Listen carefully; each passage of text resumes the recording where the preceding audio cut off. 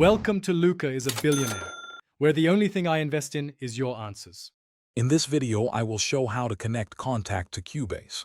First, make sure Kontakt is properly installed as a VST instrument on your system. Then, launch Cubase and either open an existing project or start a new one. Next, navigate to the project menu, select Add Track, and choose Instrument to create a new instrument track. This sets the stage for integrating Kontakt into your Cubase workflow. Once your instrument track is ready, click on the instrument slot in the inspector panel.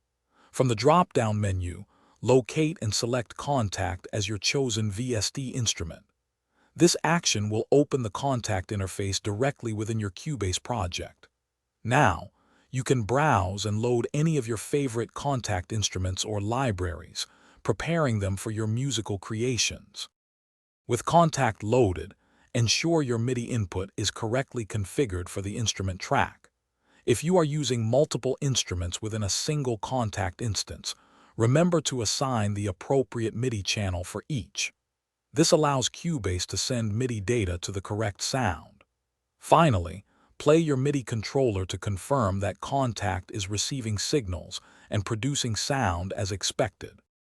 To finalize your setup, ensure Kontakt's audio output is routed to the Cubase mixer. You can use multiple outputs from Kontakt for individual processing of different instruments, giving you greater control over your mix.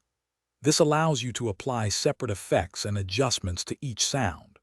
Remember to check the description for a link to these fantastic meal prep containers, as well as other great deals to help you out. Thanks for watching and please subscribe. It's the best investment you'll ever make.